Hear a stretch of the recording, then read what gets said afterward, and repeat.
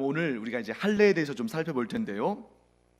자, 하나님께서 아브라함과 언약을 맺으시면서 그 언약의 징표로 무엇을 명령하셨습니까? 할례를 명령하셨죠. 자, 많은 사람들이 이 할례를 이스라엘 사람들만 받는 걸로 생각을 합니다. 자, 우리나라에는 할례의 전통이 없었잖아요. 그런데 이제 기독교가 들어오면서 우리나라에도 이제 할례의 그러한 전통까지는 아니지만 그런 할례를 하는 사람들이 좀 생겼습니다. 그런데 그 할례가 이스라엘 사람들이, 즉 유대 민족이 받는 그런 할례는 아니죠.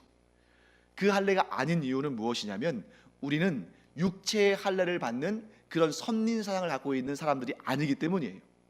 하지만 어쨌든 그러한 내용과 결합해 가지고 우리나라에도 이런 그런 예들을 좀 볼 수가 있습니다. 그런데 여러분, 이 고대 근동아시아, 보통 우리가 고대 근동아시아라고 말하면 이스라엘 주변 지역을 의미합니다. 이 주변 지역에 포피를 베는 할례의 풍습이 이스라엘에게만 있는 것이 아니라 그 주변 나라와 민족들에도 이런 예들이, 할례 예들이 많이 있었습니다. 그래서 어떤 경우에는 여러분, 요즘에 우리나라는 그런 행사를 잘 안 합니다만 이런 아프리카나 이런 아시아나 이런 지역에 이런 어떤 그 다큐멘터리랄지 이런 걸 보면 성인식을 하잖아요. 그래서 성인식을 해서 아프리카의 어떤 부족은 성인식을 할 때 사자를 잡는 그런 성인식을 하기도 해요. 그래서 이 20세 정도 혹은 그 이전에 어느 정도 나이가 된 이러한 사람들이, 이 남성들이 이 성인식으로서의 예식을 치르기 위해서 막 사자도 잡고 또 밤에 으슥한 곳에서 하루를 지내기도 하고 이런 행사를 많이 합니다. 그러한 성인식의 차원에서 할례를 받는 그런 민족들이 있었습니다. 또 어떤 경우에는 결혼 예식의 한 순서로 할례를 행하는 그런 경우도 있었어요. 이런 경우에는 할례를 누가 주냐면 신부 측의 가족들이, 그러니까 신부의 오빠나 신부의 아버지나 이런 신부의 삼촌이나 이런 사람들이 그 결혼하게 될 신랑의 포피를 베는 이런 할례 의식을 행하기도 했습니다. 이럴 때의 할례 의식은 뭘 의미하냐면 이 사람을 우리의 가족의 한 일원으로 받아들이겠다 하는 것을 육신의 표시를 통해서 행하는 것이었습니다. 자, 그런데 이스라엘의 할례는 그런 차원의 할례와는 좀 차원이 달랐습니다. 그래서 이스라엘 사람들은 할례의 목적 자체가 다르죠. 할례에는 두 가지의 목적이 있다고 볼 수 있는데, 첫째는 할례는 충성의 맹세입니다. 여러분, 충성의 맹세. 자, 두 번째는 그 할례의 언약이 후손들에게까지 미친다는 그런 의미를 가지고 있는 거예요. 자, 할례가 갖고 있는 두 가지 의미가 뭐라고요? 첫째는 그 언약의 당사자 사이에 충성을 맹세하는 것입니다. 두 번째는 뭐였어요? 이 언약이 나 당대에서 끊어지는 것이 아니라 나의 후손들에게까지 미친다 하는 그런 의미를 담고 있는 것입니다. 이 사회 문화적인 인류학적인 의미를 한번 살펴볼게요. 자, 할례가 충성을 나타내는 그런 이유는 그냥 무조건적으로 할례는 충성이다 이것이 아닌 거죠. 하나님께서 그 당대에 전혀 없던 것을 만드신 것이 아니라 그 당대에 다른 민족이나 다른 나라들도 행하던 그런 방식을 취하셨다는 것은 이 당대의 사람들이 이해할 만한 그런 내용들을 가운데에서 하나님의 특별한 의미를 그 가운데 두셨다는 걸 의미합니다. 그래서 여러분, 이 시대, 지금부터 한 최소 4,000년 혹은 4,500년 전 이 당대는 그 사회의 주된 산업이 뭐겠습니까? 4,000년 혹은 4,500년 전에 이 가나안 땅의 주 산업이 뭘까요? 두 가지겠죠. 하나는 농업이고 하나는 목축입니다. 오늘날 여러분과 제가 이제 학창 시절에 사회나 뭐 이런 거 배웠잖아요. 그때 자, 농업, 목축업, 광업 이런 산업들을 우리가 뭐라고 부르죠? 1차 산업이라고 부르죠. 이 당대의 주된 산업은 1차 산업입니다. 그러면 1차 산업이 주된 사회에서는 무엇이 경쟁력이고 무엇이 힘이고 무엇이 생명일까요? 바로 노동력입니다. 이 지식시대의 사회에서는, 오늘날 이 시대는 지식산업의 시대잖아요. 이 시대에는 사람이 많다고 무조건 좋은 것은 아니에요.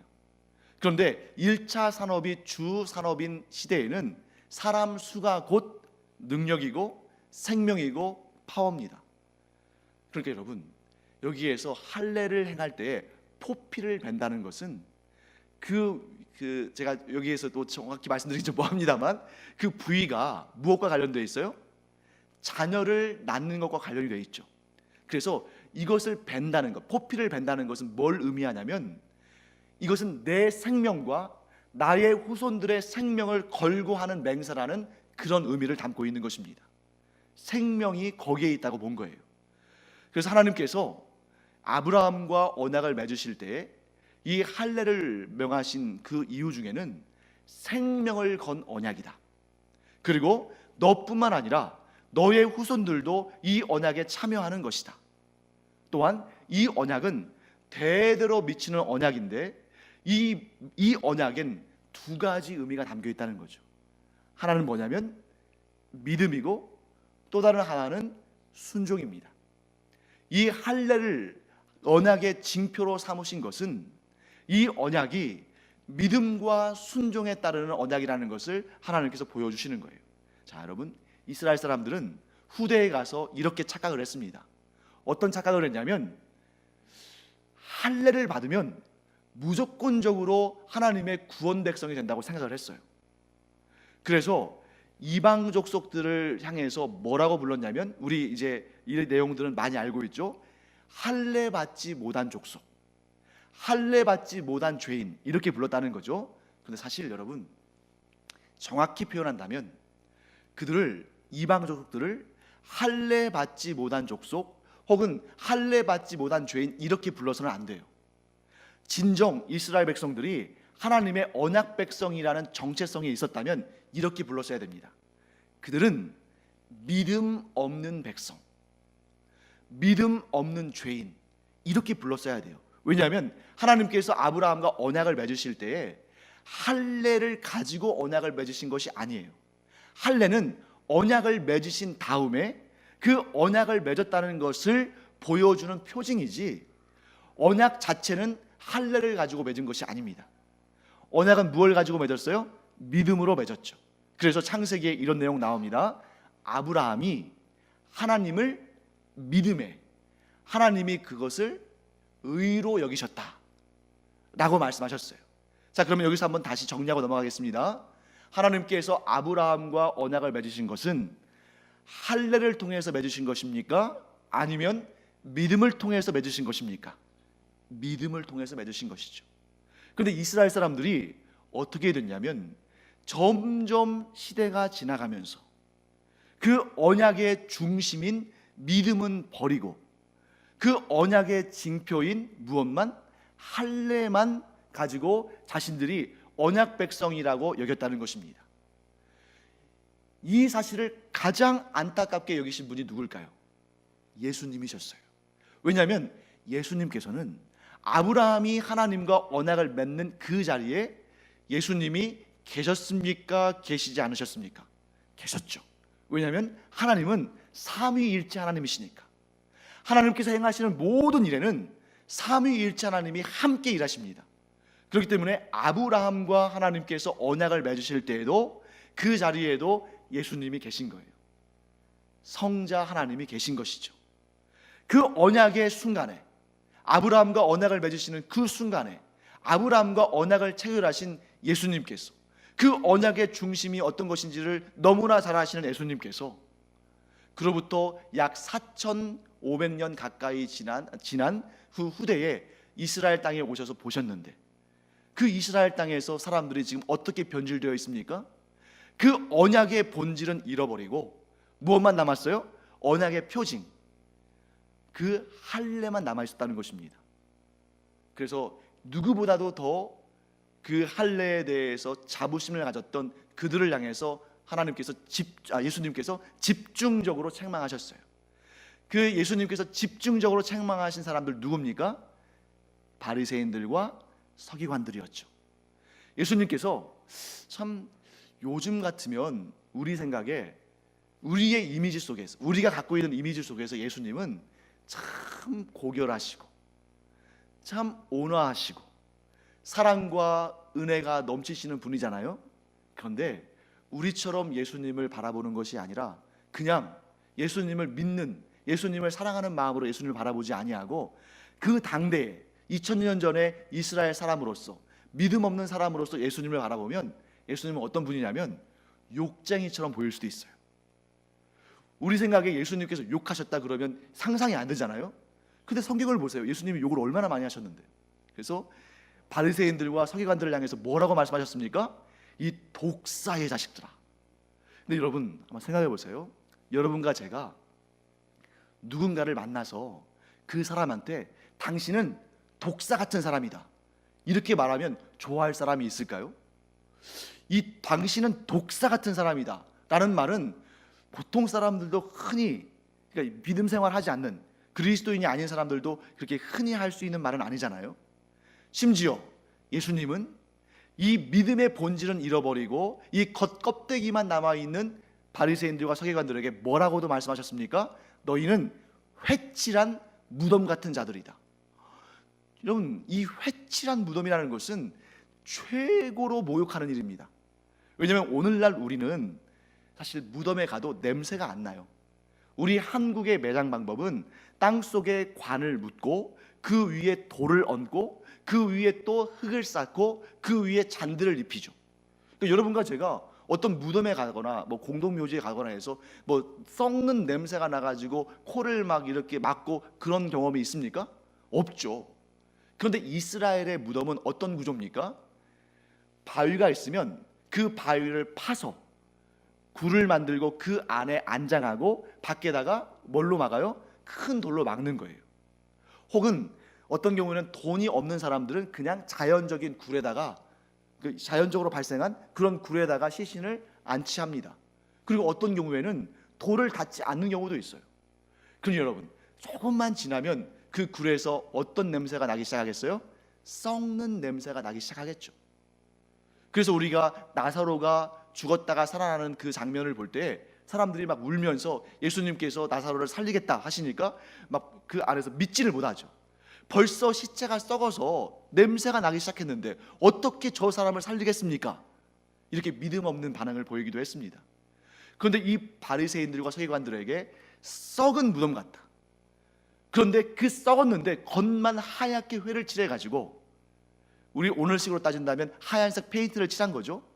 겉에서 멀리서 볼 때는 정말 깔끔하고 어떤 경우에는 또 예쁘기까지 한데 가까이 가면 갈수록 어떻게 됩니까? 썩은 냄새가 진동하는 그런 사람들 같다는 것입니다. 여러분, 이 할례의 모든 것을 건 사람들은 그와 같다는 거죠. 저는 이 할례라는 이 역사를 또 이런 제도를 보면서 참 이런 생각을 했습니다. 이 언약과 언약의 징표로서의 할례는 우리에게 요구하시는 믿음과 순종의 관계와 비슷하구나 하는 생각을 했어요. 그래서 지금 아브라함이 의로운 이유는 왜 의롭냐면 그가 믿음으로 말미암아 그 하나님의 약속을 믿음으로 말미암아 하나님과 언약 관계를 맺었습니다.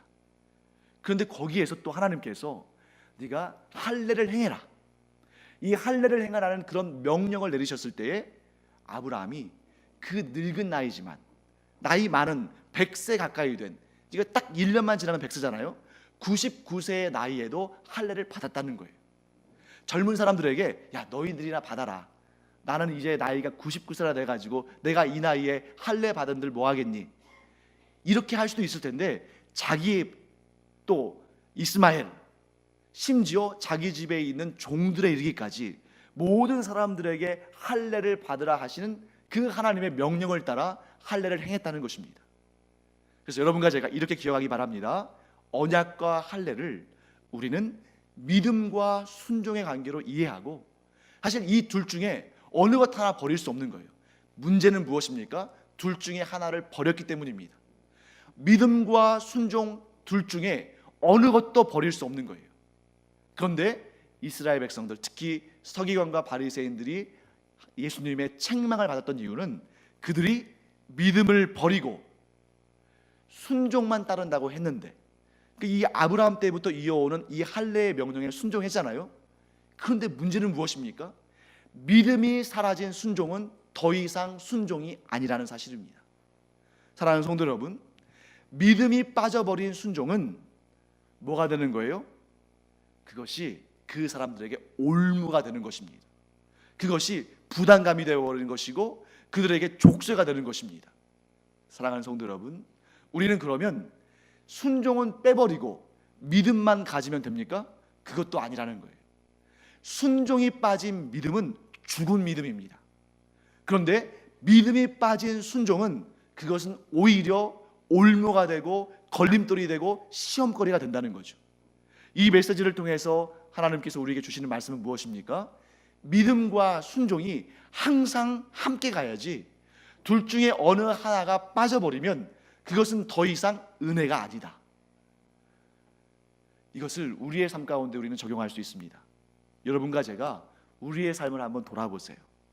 우리가 믿음이 약해지는 그 순간, 그런데 하나님께서 명령하셨으니까 그 하나님의 뜻을 지키기는 해야 되는데 우리가 믿음이 좀 약해졌어요. 그러면 그 순간부터 우리가 하나님의 말씀을 지키는 것이 부담이 되고 짐이 되고 때때로 우리가 하나님 앞에 범죄하는 올무가 되기도 합니다.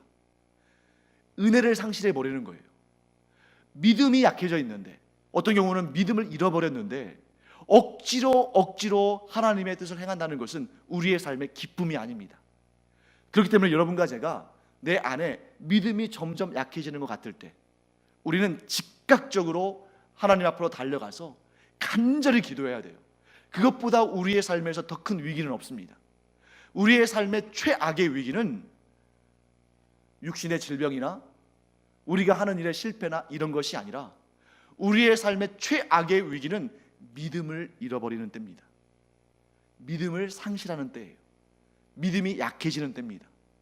그래서 저는 여러분과 저를 이렇게 축복하기를 원합니다. 우리가 결코 믿음을 잃어버리지 않는, 또한 우리가 결코 믿음이 흔들리지 않는 은혜가 여러분과 제 안에 있기를 간절히 축원합니다. 예수님께서 우리를 택하셨기 때문에 우리 안에 믿음이 사라지지는 않을 거예요. 우리는 그런 확신이 있습니다. 왜? 나의 구원은 내 손으로 이루는 것이 아니라 주님께서 이루셨기 때문에. 그런데 우리는 얼마든지 믿음이 약해질 수 있는 존재입니다. 왜? 우리는 하나님이 아니니까. 하나님은 우리와 맺으신 언약을 영원토록 지키실 수 있는 분인 줄 믿습니다. 그런데 우리는 약해질 수 있어요. 왜? 우리는 사람이니까. 그럴 때 여러분, 우리의 마음속에 있는 믿음이, 우리의 이 신앙이 점점 약해지는 것처럼 보일 때 우리는 얼른 위기의식을 가지고 하나님께로 달려가서 간절히 기도하며 성령님의 도우심을 구하는 여러분과 제가 되기를 간절히 축원합니다. 믿음이 약해질 때 우리가 하나님의 말씀을 지키려 하는 것은 도리어 우리에게는 올무가 될 수 있고 부담이 될 수 있고 기쁨이 아닙니다. 그러나 우리가 믿음으로 충만하면 억지로 지키는 것이 아니에요. 우리가 믿음으로 충만하면 하나님의 말씀을 지키는 것이 우리에게 기쁨이 되는 줄 믿습니다. 여러분, 이것을 반대로 한번 생각해 보세요.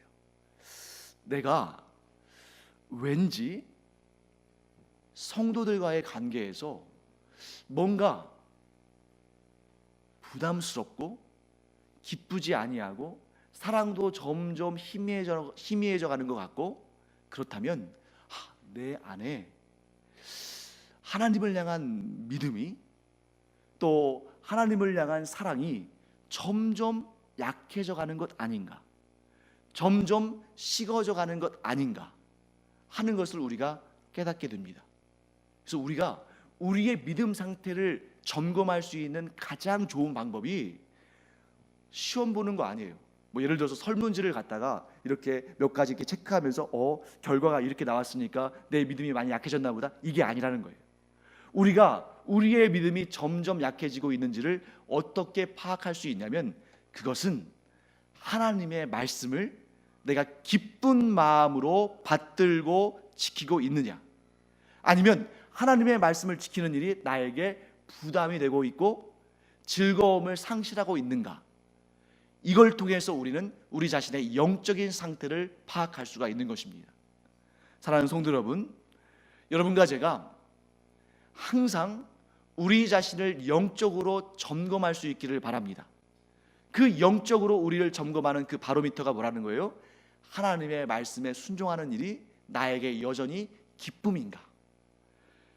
우리가 스스로를 점검하면서 우리의 믿음이 연약해져 있다면 우리가 즉각적으로 하나님께 달려가서 우리 자신을 하나님 앞에 그대로 있는 모습 그대로 내어드리면서 우리가 치료받고 또 회복되고 새 힘을 얻는 여러분과 제가 되기를 간절히 축원합니다. 그래서 우리가 이 시간, 제가 이제 금요일은 설교하는 시간을 너무 길게 하지 않으려고 좀 계획을 했어요. 왜냐하면 너무 길게 하다 보니까 여러분들이 기도하는 시간을 많이 갖지 못하는 그런 그 제약들이 좀 있는 것 같아서요. 이 시간 그래서 제가 한 가지의 여러분들이 붙들고 기도할 제목을 드리고 또 함께 기도하는 시간을 갖도록 하겠습니다. 이것이 뭐냐면, 성령께서 왜 이 땅에 오셨을까? 성령께서 왜 우리에게 오셨을까? 우리 한번 생각해 보자는 것입니다. 만일 여러분, 우리가 믿음을 지키는 일과 기쁨으로 순종하는 일에 있어서 전혀 문제가 없는 사람들이라면, 우리 평생도록 믿음을 지키고 순종하는 그 일에 전혀 문제가 없다면 성령께서 우리에게 오실 필요가 없었을 겁니다. 그런데 예수님은 너무나 잘 아시는 거예요. 예수님께서 이 땅에 오셔서 우리와 똑같은 삶을 경험해 보시면서 우리에 대해서 예수님께서 정확하게 판단하고 계십니다. 그것은 뭐냐면, 우리는 연약한 자들이라는 거예요. 우리 가운데 어느 누구도 스스로를 책임질 수 있는 사람이 아무도 없다는 것입니다. 그래서 우리는 쉽게 넘어지고 쉽게 실족하고 쉽게 무너지는 사람들이라는 것을 예수님께서 너무나 잘 아시기 때문에, 그래서 예수님께서 우리에게 누구를 보내주신 거예요? 성령님을 보내주셨다는 거죠. 그래서 성령님의 별칭이 무엇입니까? 보혜사. 또 이 보혜사는 우리를 보호하시고 우리에게 은혜를 주시는 분이셔요. 그런데 그 목적을 가지고 이 땅에 오셔서 우리 안에 내주하시는 성령을 우리가 의지하지도 않고 우리가 도움을 구하지도 않는다면 그거야말로 가장 미련한 신앙생활이다. 우리에게 도움을 주시기 위해서, 우리를 보호하시기 위해서 이 땅에 오셨고 우리 안에 계시는데, 성령에 대해서는 전혀 인지하지도 않고 전혀 구하지도 않고 전혀 기도하지도 않는다면 얼마나 이게 아까운 일입니까? 그래서 이 시간 제가 여러분들에게 또 이 말씀을 꼭 드리고 싶습니다. 기도하는 우리 안에 누가 계십니까? 성령이 계신다. 그래서 우리는 성령에 대해서 미안해할 필요가 없어요. 성령께서 얼마나 바쁘실 텐데, 지금 긴급한 기도 제목을 갖고 있는 사람들이 이 땅에 얼마나 많을 텐데, 내 이 기도 제목까지 성령님께 부담을 드리면 안 되지 않을까? 여러분, 성령님은 하나님이십니다. 하나님은 불가능이 없으시고 결코 바쁘지도 않으신 분이세요. 왜? 바쁘다는 것은 능력이 모자라서 바쁜 거 아니겠습니까? 성령은 하나님이시기 때문에 우리가 아무리 많은 기도 제목을 아른다 할지라도 결코 힘들어 하시는 분이 아니셔요. 우리 착각하면 안 됩니다. 그래서 이 시간 우리 안에 계시는 성령을 의지해서 우리의 간절한 기도의 제목들을 성령님 앞에 또 그 힘을 받고 그 인도하심을 받아서 우리의 기도를 성령님과 함께 하늘 보좌로 올려드리는 여러분과 제가 되기를 간절히 축원합니다.